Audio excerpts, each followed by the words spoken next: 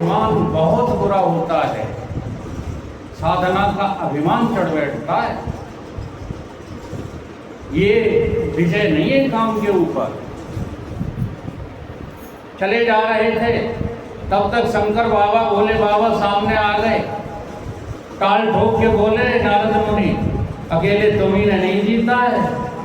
अब देखो किया, हम लोग पहले तो किसी को गुरु स्वीकार नहीं करते, और यदि किसी को गुरु स्वीकार कर लेना तो बहुत जल्दी हम गुरु के गुरु बन जाते हैं। ये नारद कथा बता रही है। भगवान शंकर से कहने लगे कि तुम्ही ने अकेले काम पर विजय प्राप्त नहीं की है, हम भी काम को जीत कर आए हैं। भोला बाबा मुस्कुराने और बोले महाराज एक निवेदन है हमारा। क्या कि हमसे कहीं सो कहीं ये बात जरा उससे मत कह देना जो क्षीर सागर में लेटा हुआ है, वो कहीं उससे कह दिया तो तुम्हारी जिंदगी बेकार हो जाएगी। कब मानने वाला है अहंकारी मानता। आज इस्माइल में बोल गए, कल जो है किसी और जगह प्रवचन में बोलेंगे यही। होश पूर्वक प्रवचन करना, जी हाँ, सिवाय ज्ञान के और कोई जो है दूसरा रास्ता नहीं है। कर्मों का रास्ता तुम्हें प्रवचन होश पूर्वक नहीं करने देगा, उपासना का रास्ता तुम्हें होश पूर्वक प्रवचन नहीं करने देगा। या ज्ञान में किताबें चाटने में लगा हुआ ज्ञानी कभी प्रवचन सही नहीं कर पाता। ज्ञान में जीना पड़ता है, तब सत्य जो है तुम्हारी वाणी से आता है। चले गए, नहीं मानने वाले थे, नारायण नारायण करते क्षीर सागर में पहुंच गए। अब कब चैन पड़ता है, अपनी कहे बिना चैन पड़ता। बोले आज नारद जी बहुत जो है खुश हो, क्या बात है। बोले अब क्या बताएं, वैसे तो शंकर बाबा ने मना किया है, लेकिन आ रही है ऊपर बॉन्डिंग हो रही है। अरे कहो कहो, भगवान वासुदेव मुस्कुराने कहो। कहूं क्या, मैंने काम पर विजय प्राप्त कर ली। तो मुस्कुराने उन्हें बहुत अच्छे किया महामुनि, हे देव ऋषि ये तो बहुत अच्छा काम किया। और तुरंत उन्होंने अपनी माया रची। भगवान कभी बर्दाश्त नहीं करते तुम्हारे अहंकार को। होश पूर्वक जो है निर्णय लिया करो। कैसी माया रची कि एक जो है सुंदर नगर, उसमें एक जो है बहुत सुंदर राजकुमारी किसी राजा की लड़की बन करके उस स्वयंवर का खेल रच दिया। और स्वयंवर में बड़े बड़े देवता, ऋषि, मुनि, बाबा, बैरागी सब पधारे, सब बैठे हुए थे। तुरंत दौड़ कर गए क्षीर सागर में। फिर कैसे आए नारद कि महाराज आपसे अटकी है, हम आपके पहले बताओ सबसे बड़े भक्त हैं कि नहीं। बोले बिल्कुल, तुम जैसा भक्त तो दुनिया में कोई है ही नहीं। तो आज हम जो है कुछ मांगे तो दोगे। बिल्कुल मांगो नारद, हमारे पास कोई कमी नहीं, जो मांगोगे सो दूंगा। नारद बोले हमें ऐसा रूप दे दो महाराज, ऐसा रूप दे दो कि हमारा कल्याण हो जाए। अब भीतर की बात नहीं बताई कि हम ब्याह करना चाहते हैं। और भगवान क्या कहते हैं, मोहि कपट छल छिद्र न भावा, नर निर्मल मन जन सो। ये गाने की बात नहीं भाई साहब। मन निर्मल करना कोई बच्चों का खेल नहीं है। मन निर्मल का अर्थ है कि मनी राम रहेंगे ही नहीं, जब निर्मल हो जाएंगे तो उस मन में तुम ही तुम रहोगे, तुम्हारे अलावा और कोई होगा ही नहीं। उसका नाम निर्मल मन है। तो चले गए आशीर्वाद पा करके, एवं मस्त तुम बड़ तप कीना, मैंने तुम्हें दिया ऐसा ही रूप। कल्याण मांगा था, तो कल्याणकारी रूप दे दिया, कायगा बंदर का मुख दे दिया। अब बैठे हैं सभा में, उचक रहे हैं, राजकुमारी उधर देख भी नहीं रही। कौन देखे बंदर के मुख को? बंदर से विवाह कौन करेगा? और इसी क्षण भगवान विष्णु आए और वहां सुंदर राजकुमार के रूप में प्रकट होकर माला जो है राजकुमारी ने डाल दी और लेकर के वो रवाना हो गए। इधर भगवान शंकर बाबा ने 2 गण पीछे लगा दिए थे कि इनकी दुर्गति होने वाली है, जरा देख के आओ। तो जब ऐसा देखा कि राजकुमारी दूसरे को माला डाल के चली गई, तो वो बड़ी जोर से हंसने लगे। तो उनका हंसना बर्दाश्त नहीं हुआ। बोले क्या बात है? उन्होंने कहा जरा मुख तो देखो अपना दर्पण में। अरे हमारे मुख में क्या कमी नहीं होती तो राजकुमारी वर्ण न देती तुमको। तो जो मुख देखा जा करके तो अथाह क्रोध आ गया। जी हाँ, ये काम बड़ी विडंबना कराता है। उस क्रोध में आकर के पहले तो उन दोनों को श्राप दे दिया कि जाओ तुम दोनों घोर राक्षस बनो जा करके। और वही राक्षस बने हैं कौन? रावण और कुंभकर्ण।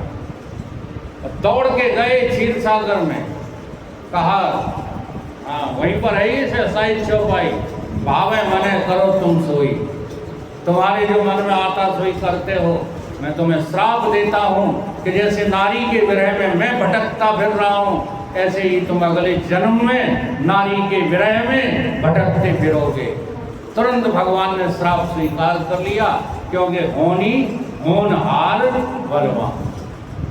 ये होनी टलती नहीं है, चाहे जितना उपाय करो।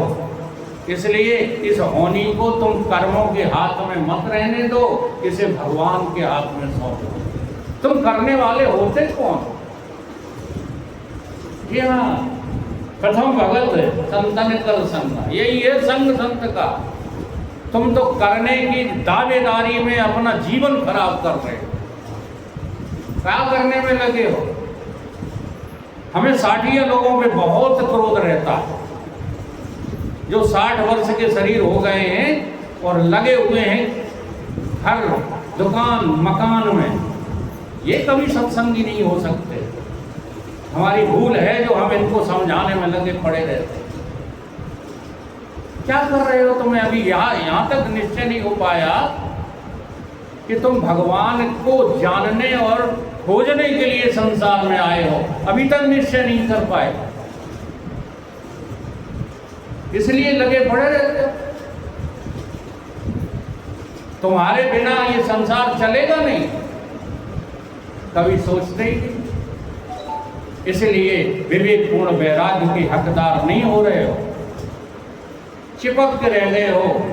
जैसे कबीर बाबा ने कहा है, माखी गुड़ में गड़ रहे, पंख रहे लिपटाए, हाथ मले और सिर धोने।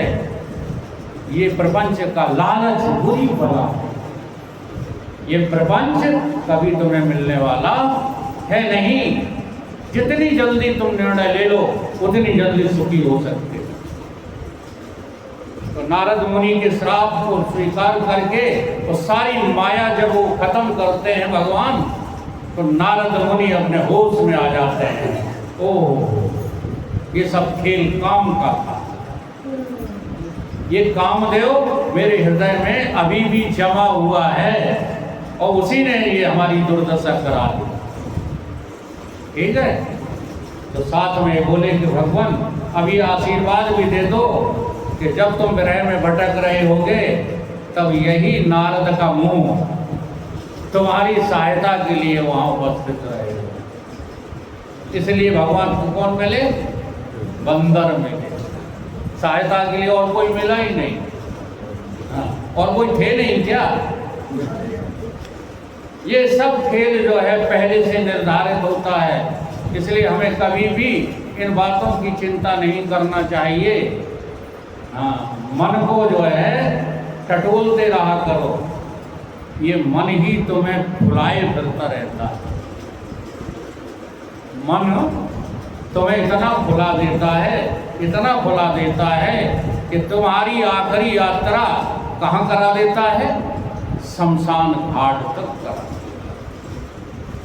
अगर मरने से बचना है तो मन का कहना मानना बंद कर दो। जी हाँ, मन का कहा मत मानिए, ये मन बड़ा ही धूर्त है, मन के कहे में आकर उल्टा टंगे अवधूत है। बड़े बड़े अवधूत मन के कहने में आकर उल्टे टंगे रहते हैं।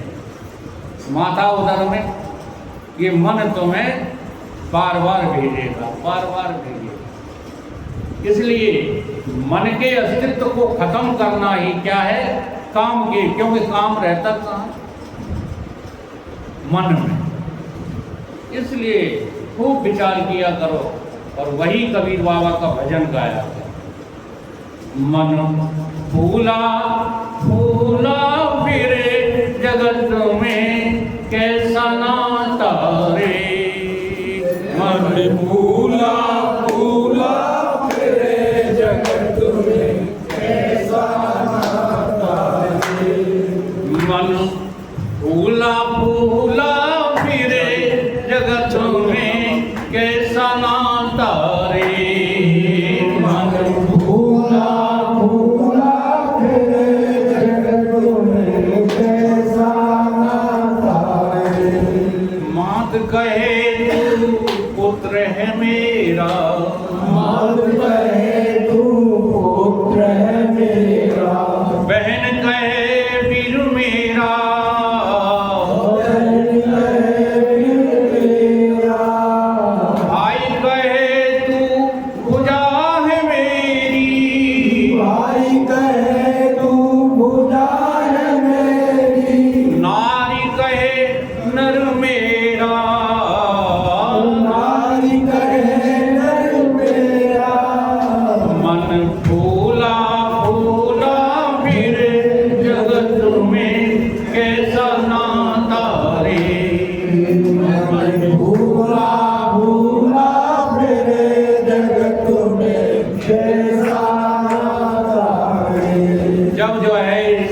मनुष्य की देह मात्र रह जाती है, तब पेट पकड़ कर माता रोवे, पेट पकड़ कर माता रोवे। भुजा पकड़ कर भाई, भुजा पकड़ कर भाई। ये दृश्य तुम साधना में लाया करो। देखो, मान जाओ, ये दुकानें छोड़ दो। हाँ, ये व्यवहार रिश्तेदारी इनमें कुछ नहीं रखा। सारग आए गए, सारग का तुम्हें तारेंगे, क्यों इनके पीछे पड़े रहते हो? दिन रात ये चिंतन, ये ध्यान करना शुरू करो कि जब डेड बॉडी पड़ी होगी तब क्या कांड होने वाले हैं। पहला भजन है ये। अगर इतना करने की हिम्मत नहीं आ रही है तो मरने सब कोई है, ये कोई बात होती है? हम तो नहीं मरेंगे। क्यों मरे? हम मरे, हमारी राम मरे तो हम मरे, मरे हमारी भला है, हम क्यों मरे? लेकिन ये कब होगा? जब इस संसार की तमाम जो तुम कर्मों में अपने को बिधा रखा है, यहाँ से चिंतन हटा करके प्रारंभ तो करो। केवल शरीर पर ही आ जाओ तो देखा करो, डेड बॉडी अपनी रख दो। हाँ, ये ध्यान किया करो, इसी ध्यान से आगे बढ़ पाओगे। तो फिर देखो कौन क्या कर रहा है। ठीक है, तो पेट पकड़ कर माता रोवे, पेट पकड़ कर माता रोवे। भुजा पकड़ कर भाई, पकड़ कर भाई। लिपट झपट के तिरिया रोवे, लिपट झपट के तिरिया रोवे। हंस अकेलो जाई, हंस अकेलो जाई। मन भूला भूला फिरे जगत में कैसा नाता रे। मन भूला भूला फिरे जगत में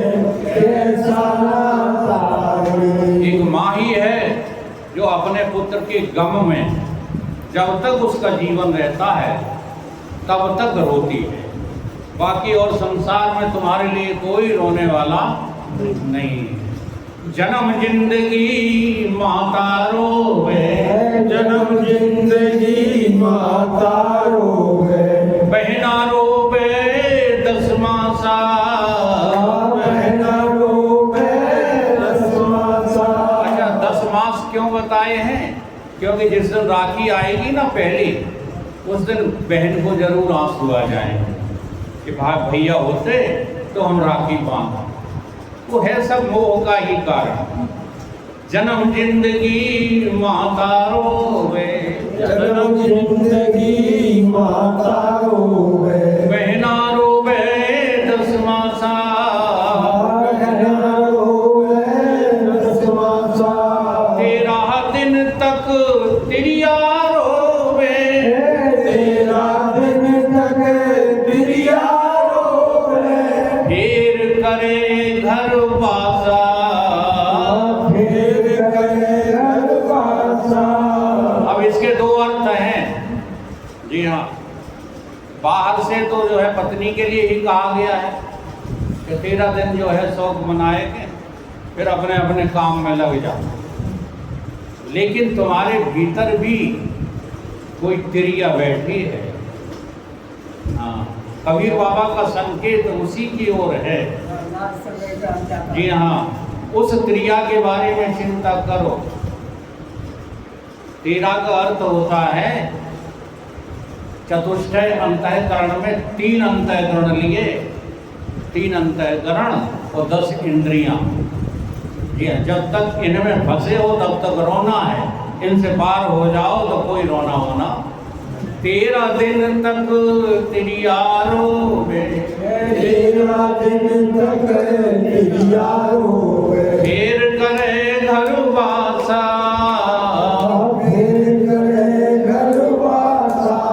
मन फूला फूला फिरे जगत में कैसा नाता रे, मन फूला फूला फिरे जगत में कैसा नाता रे।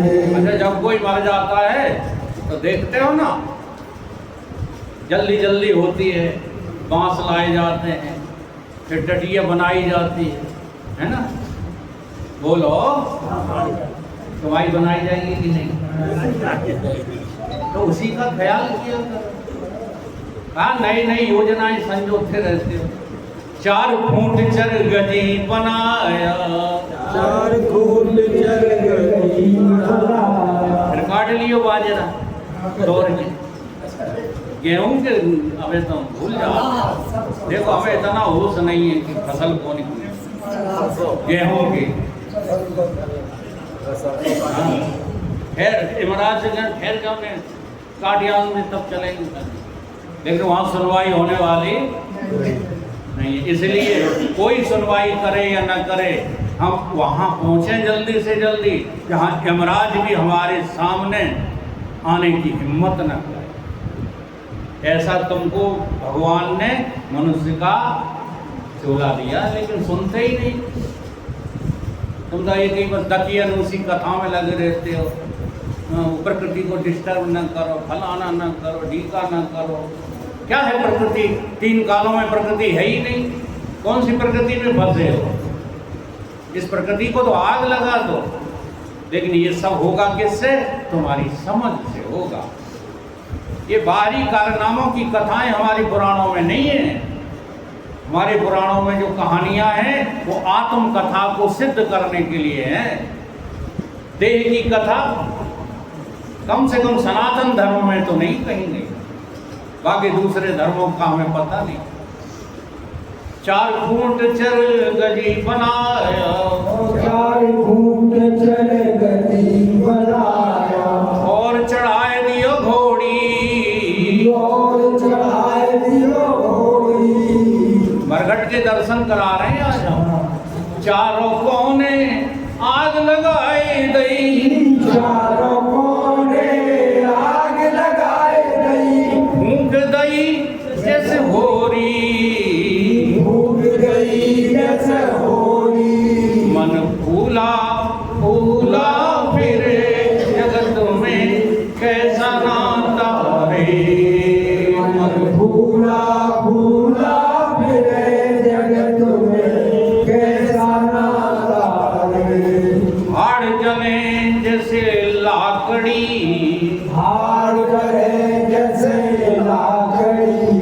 बलबूता कर दे रहे भुजाओं में बल है हमारी, तब तक हम मांग के नहीं खाएंगे। सिवाय घमंड के ये और कुछ नहीं है महाराज जी। खूब गहरा चिंतन करना। इन प्राणों के लिए तुम दम दिए देते हो। ये प्राण जड़ हैं महाराज, इन्हें बस कैसे भी शरीर जीवित रखने के लिए मांग के, करके, भाग के, दौड़ कैसे भी मिल जाए। लक्ष्य क्या रखो? अपने हृदय में भगवान की चर्चा, अपने हृदय में भगवान का सुमरण, अपने हृदय में भगवान का रमण, इस बात में जो है इंटरेस्ट ले। ये करना धर्म में क्या है? फिर मांग के भी जो है कौन सा जो है गुनाह हो जाएगा। भगवान तो ये कहते हैं कि मैं अपने भक्त के पीछे दिन रात लगा रहता हूँ इस चिंता में कि वो भूखा न सो जाए। तो अगर मंगवाएगा तो भगवान ही तो मंगवाएगा, फिर क्या चिंता करनी। ये अहंकार है। तो हम देखते हैं इस अहंकार की वजह से बड़ी बड़ी अद्भुत शक्तियां अधूरी रह जाती। जी हाँ, ऐसे भारत जैसे अहंकार बहुत अच्छे अच्छे महापुरुषों में पाए गए, और इसी अहंकार की वजह से वो महापुरुष भगवान को प्राप्त न कर सके। बाकी तो नाम बहुत हो गया जगत में, लेकिन भगवत प्राप्ति नहीं हो पाई। अहंकार विमूढ़ आत्मा, ये अहंकार ही कहलवाता है, ये काम ही कहलवाता है कि हम बिना करे खाएंगे नहीं। अरे भूख लगेगी, क्षुधा पूर्ति के लिए खाना पड़ेगा। हमारे गुरुदेव तो ये कहते थे कि तुम चाहे जैसी रोटी दे जाओ, जब मुझे भूख लगी हो, भूख लगी हो तो तुम्हारी हम जो है बिना चुपड़ी सड़ी सड़ाई रोटी भी मंजूर करो। और मुझे भूख नहीं है, जी हाँ, प्राणों में भूख नहीं है, फिर तुम पकवान लिए फिर हम नहीं खाएंगे। जी हाँ, मर्यादा से रहेंगे। जो गंदे लोग होते थे हमारे गुरुदेव, उनके घर कभी भोजन करने नहीं जाते। बड़ी सफाई वाले संत महात्मा होते हैं। सब बातें जो है बड़ी विचार करके हमें जो है जीवन में कहना है, करना है। हाड़ जले जैसे लाकड़ी, हाड़ जले जैसे लाकड़ी, और केस जले जैसे घासा, और केस जले जैसे घासा, सुवर्ण जैसी काया जल गई, सुवर्ण जैसी काया जल गई। कोई नहीं आयो पासा, कोई नहीं आयो पासा, मन फूला फूला फिरे जगत में कैसा नाम तारे। मन फूला फूला फिरे जगत में कैसा नाम तारे। घर की तिरिया ढूंढन लागी, घर की तिरिया ढूंढन लागी, ढूंढ फिरी चहु देसा, ढूंढ फिरी चहु देसा। वो है घर की तिरिया। समझ में आती है कोई बात? तुम्हारे घर में बुद्धि तो जो है साथ छोड़ जाती है, मन बुद्धि चित्त अहंकार कोई साथ नहीं देते। इस घर की त्रिया का नाम है चेतन की चेतनता। और ये चेतन की चेतनता चारों तरफ जब ढूंढती है तो इसे कोई सहयोग नहीं देता। फिर जब मुड़ जाती है तो सबसे बड़ा पालनहार उस चेतना का चेतन वो स्वयं निकल पड़ती है। वही कवि बाबा कह रहे हैं, घर की तिरिया ढूंढन लागी, घर की तिरिया ढूंढन लागी, ढूंढ फिरी चहु देसा, ढूंढ फिरी चहु देसा। कहे कबीर सुनो भाई साधु, कहे कबीर सुनो भाई साधु, छोड़ दे जग की आशा, छोड़ दे जग की आशा। मन फूला फूला फिरे जगत में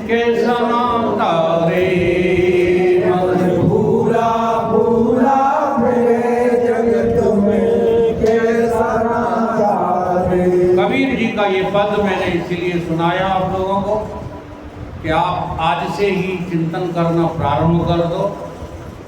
तुम्हारी चेतना का संबंध इस संसार से न कभी था, न अभी है, न आगे कभी रहेगा। केवल तुम भ्रम के वश में होकर के आत्मा के अज्ञान के कारण इन शरीरों से संबंध जोड़े बैठे हो। तो शरीर के संबंध जुड़ गए हैं तो तुम संसार में चिपके बैठे हो। थोड़ा सा विचार कर लो, तुम्हारी चेतना का संबंध केवल चेतन से है, जड़ता से तुम्हारा कोई संबंध नहीं है। और इसी के लिए ये चेतावनी अगर बार बार तुम अपनी बुद्धि में रिपीट करोगे तो वैराग के पाप को आना पड़ेगा। ये होता वैराग, हाँ ये होता है वैराग का भी बाप।